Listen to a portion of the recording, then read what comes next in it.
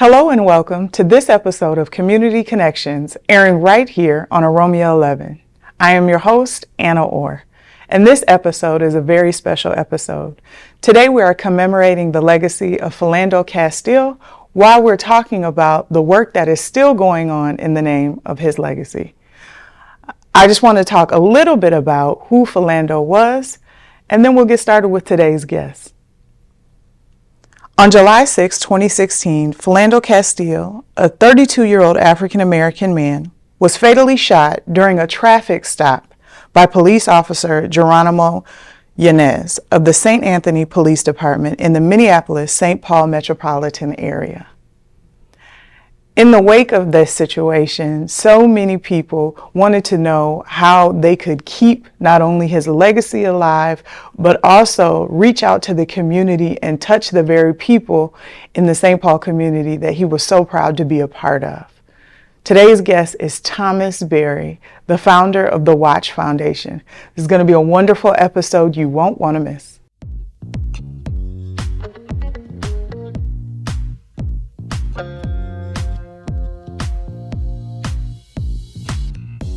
Thomas Berry, you are here as the founder of the Watch Foundation. Welcome to the program. Thank you for having me. Now, we are talking about the work you guys are doing in the community as the Watch Foundation, as we also are remembering the legacy of Philando Castile. How are you doing today? I'm doing fine. It feels good to be able to service the community. Good. Now, you are coming off just having a pantry event. Yes. For the community a few days ago. How was everything? Oh, everything was, I would say it was a perfect chaotic situation. What I mean by that is planning this event, it would almost be like you take 2 steps forward and 3 steps back to take 5 steps forward. So I would do things that would get undone, that would have to be done again.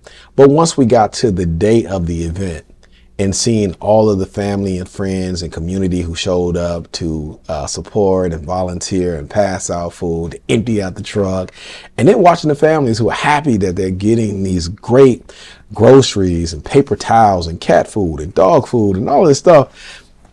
It's like, it was chaotic, but it was definitely beautiful because people were thanking me. A sister she walked up to me and was telling me how she didn't know how she was going to make her groceries stretch that she had to the end of the month for her 2 boys, but she was able to get food. And, you know, not only did she get cereal, not only did she get other supplies, she was able to get chicken and ground turkey and things of that nature, and high quality food too, right? Like good, nutritious food for them. And so when you're able to do stuff like that for your own community, it's like, okay, all right, you know, this is beautiful. Yeah, so it was great. I think that is such a beautiful way to commemorate the legacy of Philando Castile and to keep a lot of his beliefs and his work in the community. Yes. And in the St. Paul public school system alive. Yes, yes, and that's really why we wanted to name it Philando's Pantry, because, you know, Philando, before his demise, was doing the type of work that children would think about for years to come. Those children that Philando was paying for their lunches, those are they're the adults today that when they're in the store and the kid is short 50 cents, they'll pull out 50 cents. They're short a couple of dollars, they'll pull out a couple of dollars because they've learned, because of Philando, to pay it forward. And so what we want to do is we want to make sure that we do that throughout the community. We want to make sure by servicing others that we pay it forward, because we've all had people who serviced us in the past in some type of capacity. So yes, it's a beautiful mixture of his spirit and the community's resilience against, you know, not having, but willing to say, hey, we'll figure out a way together. Now, we talked about you being the founder of the Watch Foundation, but for people that are not familiar with the work of the Watch Foundation, can you explain to them what you all do? The Watch Foundation is the 501c3 sister of 12 Watch. And 12 Watch is an app that is designed after the death of George Floyd to allow citizens to know in every precinct that they travel to around the country, police officers who may be risk adverse to their own civil rights. And so people are able to record those interactions. They're able to know who those officers are with court documents showing the violations that they've made. We try to make sure that officers like Derek Chauvin don't get employed by other police precincts around the country. Our goal is to make sure people get home safe. We have a panic button feature that makes sure that women out in the community, that they feel safe, that if they feel like someone is trying to harass or abduct them, they can hit the panic button. They can have law enforcement within a 50-mile radius notice what's going on with them. And until they give the command to shut it off, it doesn't shut off. So from 12 Watch, we get the Watch Foundation. And the Watch Foundation, the goal of that and the reason why we birthed that was to support those families who have been victims of police violence. Most of the time when the cameras go off and the community goes away, those families are still suffering.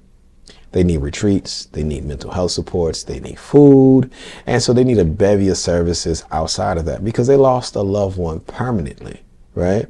And so our goal with the Watch Foundation is to make sure that we set up those supports, that they can get 24 hours mental health supports, whether it's in person, if they come to the pantry, once we get it up and running, that they'll be able to come in and get mental health supports and some other services, or if they have to go through 12 Watch, the app, they will have a portal that they'll be able to go to, a sliding scale fee for those who can't afford it, those who have insurance, they'll be able to put their insurance in, and they'll also be able to get therapists who look like them or who are culturally competent to what they have going on.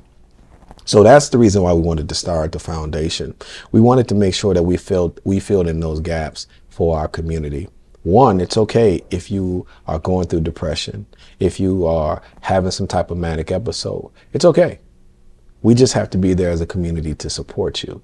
And we need to have mental health professionals to support us. So I have some of the most brilliant minds that's a part of my team, from Dr. Qasim Abdul-Razak to Dr. Rashida Fisher.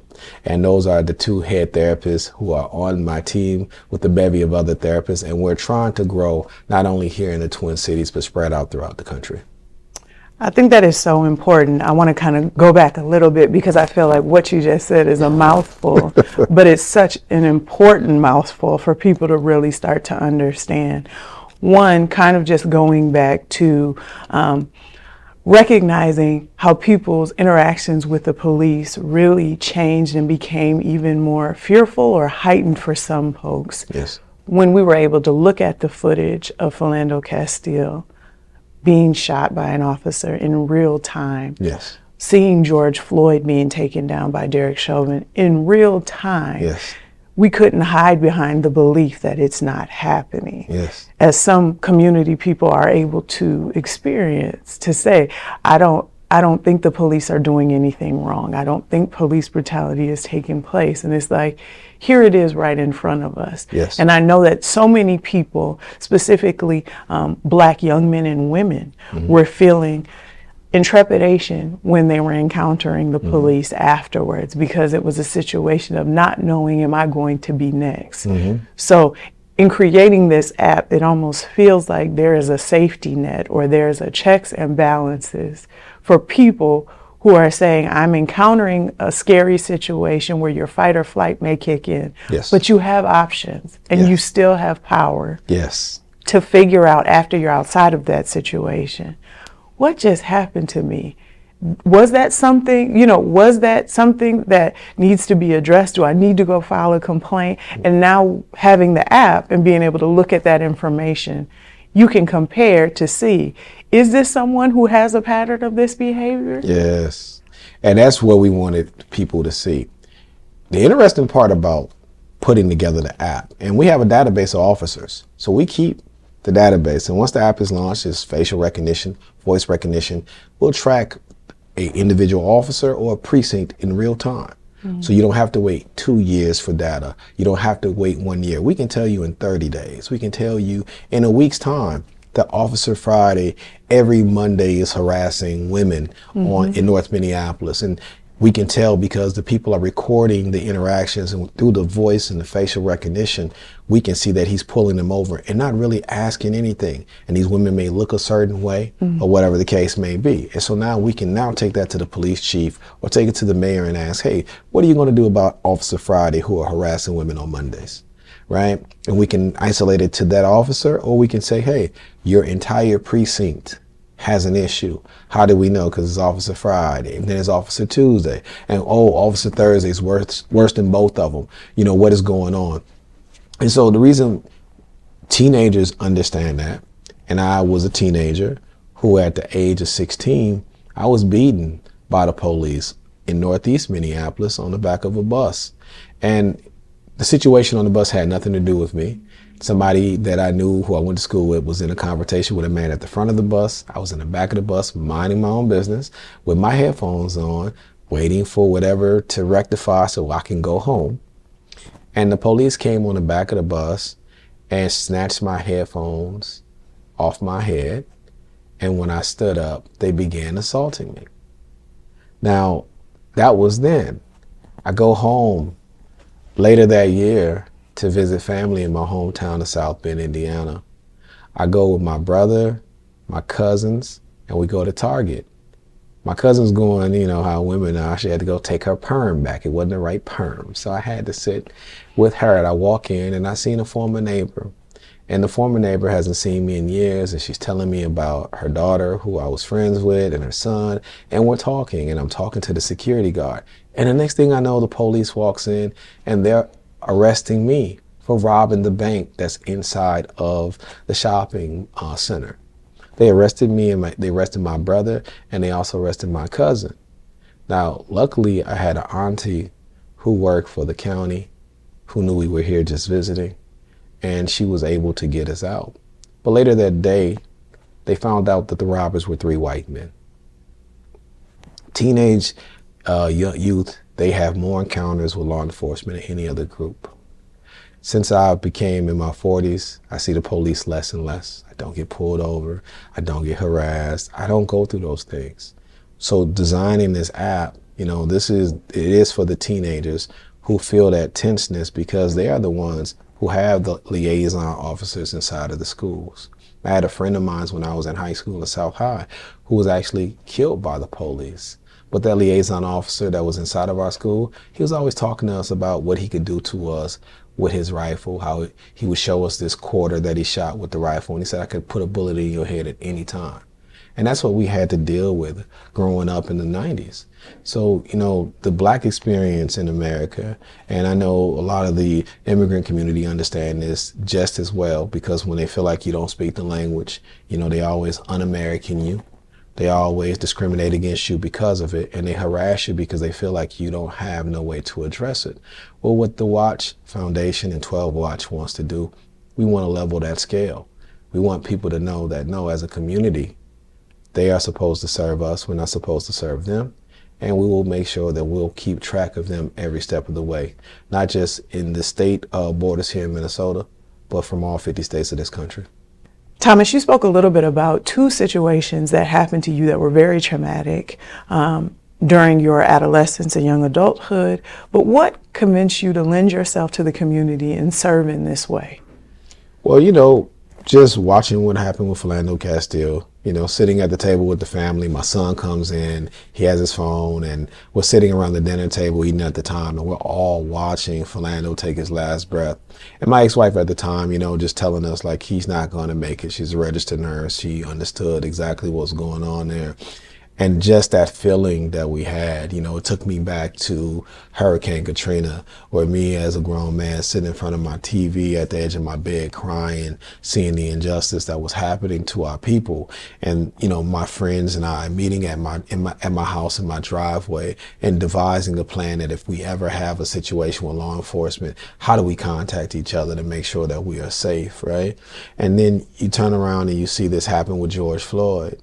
And then while I'm watching the situation with George Floyd, I see the officer who was there, the Asian officer, and that officer was harassing my cousin Chris, you know, showing up to the Super America on 24th and Bloomington in the 90s in plain clothes. Sometimes the officer would even have his family in the car, and he would pull his gun out on my cousin and pat him down. My cousin was fresh here from Aberdeen, Mississippi, had no warrants, had no situation with gangs, wasn't selling drugs or anything. As a matter of fact, he was a supervisor downtown at Greyhound. And it took my mother-in-law to come and say something to that officer and to file complaints against that officer for, you know, harassing Chris.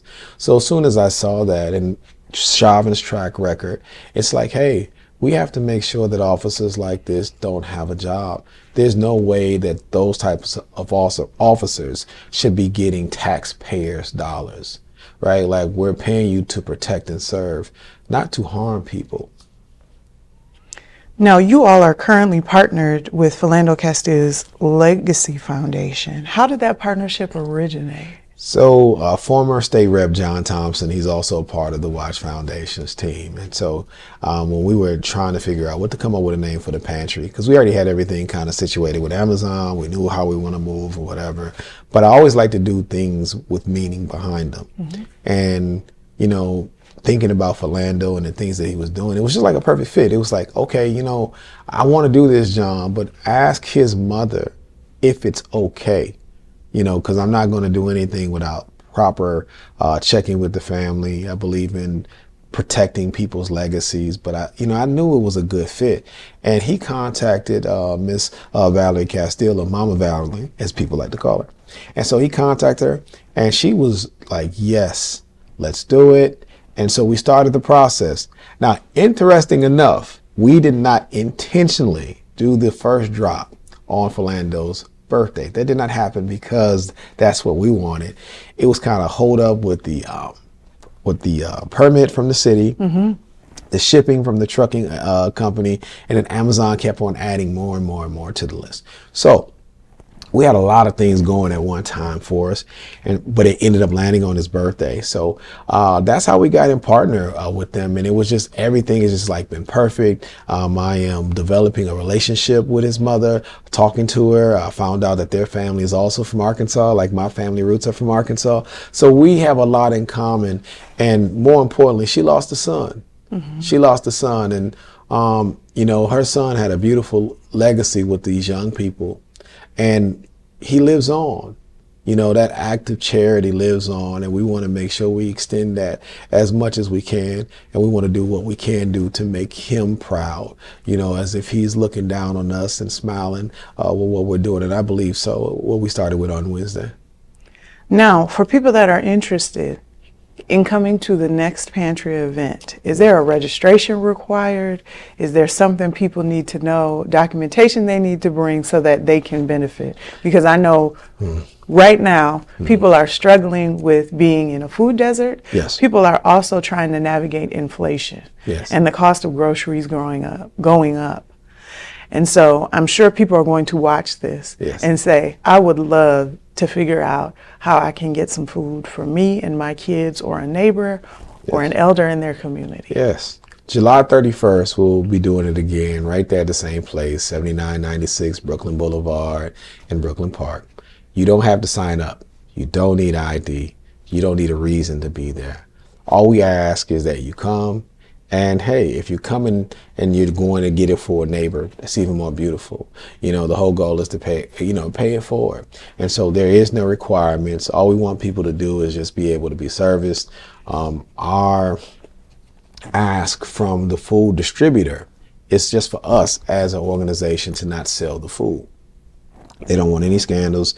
They just want it to be give the food away. Mm-hmm. And that's all you need. Just come up. If you got a need, come on in.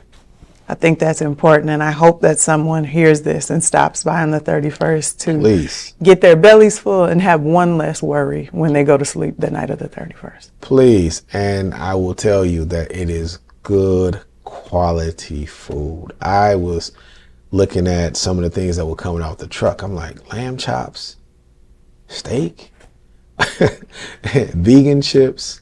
They had sweet potato crackers. I don't even know where you can get sweet potato crackers from, but they just had so much good stuff, vegetables, canned goods, box food. I know a lot of photos, I was like, man, it was too much soda, but it was more things than sodas. And so they just had a lot of good healthy stuff, from water to just healthy, yogurt and things of that nature. And so everybody's welcome. You know, our goal with this is to make the pantry a long-standing thing, so we don't have to do drops, so that you can always just show up whenever you're in need. I will continue to create partnerships with other major food distributors also, so that we can make sure that the pantry is always full for these families. A lot of this is just about relationships, right? Like you take a corporation like Target that everybody's like, hey, don't do business with Target. I'm saying no, Target can feed people. What we need to do is have a conversation with Target right now, and that's some of the things I'll be working on and saying, hey, Target, you got a lot of flack from our community because of your policy on DEI.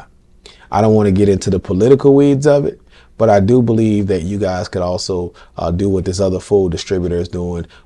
They gave us 28 tons. Why don't you match it with another 28 tons? And if we can get you guys matching each week, then what we can do is we can feed the people in the community as much as possible. So that's what we're doing. Our job is to just reach out to all of these food distributors and say, hey, listen, America is about to go through a food crisis for real. And every citizen should have a roof over their head, belly full of food, and they should have clothes on their back. And that's what we're going to work to make sure we deliver.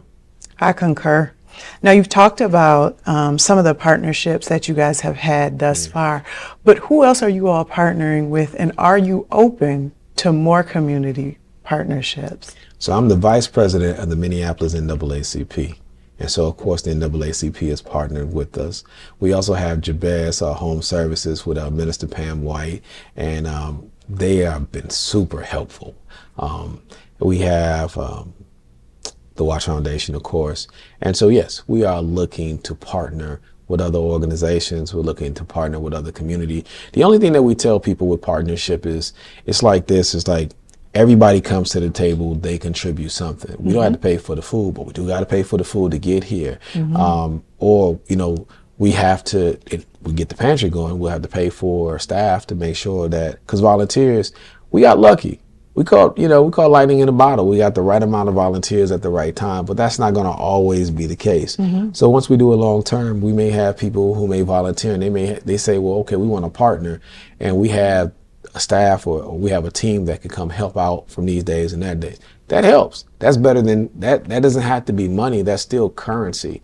So you can come partner in that way. Or you may have a farm and you may say, hey, I'm looking for a place to be able to distribute food because we got this extra overflow. Let's do it.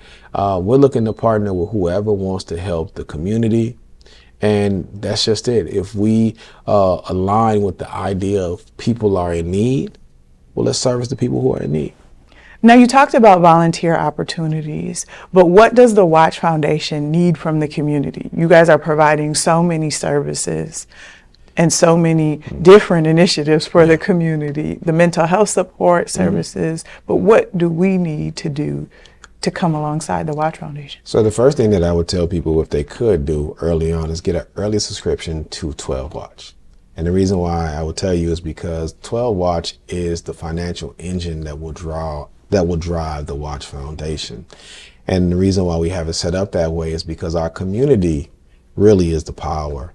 We have become too beholden to the foundations and to government contracts that we're always seeking out those dollars. And when you have something like 12 Watch and the Watch Foundation, which are complete wraparound services, they don't like to fund those type of ideas. They always like to fund the idea short. And what happens is the organizations are always called on the carpet because it's short. And the reason why it's short is the funding. The funding is always short.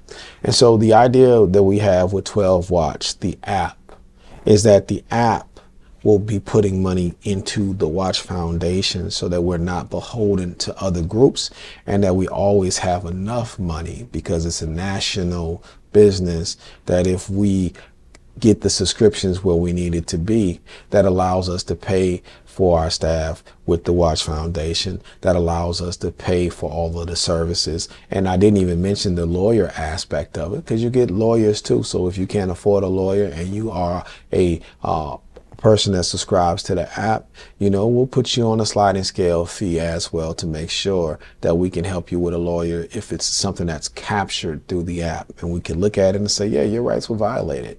Yeah, let's make sure that we get a lawyer for this young man. We want to make sure that we pay for those lawyers. We want to make sure that people are being protected. So this is full wraparound services. So what we're asking community to do is just invest in us so we can reinvest in you. We're not just reinvesting those services. When we get our subscription rates up where we want, I shouldn't say the rates, subscription amounts where we want it to be. We want to start offering scholarships back to the community. We need more black therapists. We need more black coders. We need more black lawyers. There's no way possible we're watching people talk to us about AI. And the people that's talking about AI is not talking about anything from a diaspora aspect of how we're going to deal with AI. As a matter of fact, they're pretty much talking about eliminating our jobs. Well, if they're going to eliminate our jobs, we need to push back and create another reality for us so we can use AI to feed our communities, to protect our communities' liberties and things of that nature. So that's how people can help. Just go to the 12 Watch app and, buy early subscription. And the good thing about buying an early subscription is you get a share into the company. So we want to make sure that $49.99 is really worth $700. That's the value people need to really assess about the resources they're actually being able to get. So many people don't push complaints further and go to sue or do anything else because they're like, I can't afford a lawyer and I don't know how long this may take. So when we were putting the list of cops in, we would have to go look at court cases. And a lot of these were civil court cases. Give you a story about a man who was the wrong person that the police were looking for. They shot him 9 times. His civil payout was $999 for being shot 9 times. It's the city of Minneapolis. Another family of 4, mother, father, teenage son, teenage daughter. They raided the wrong house.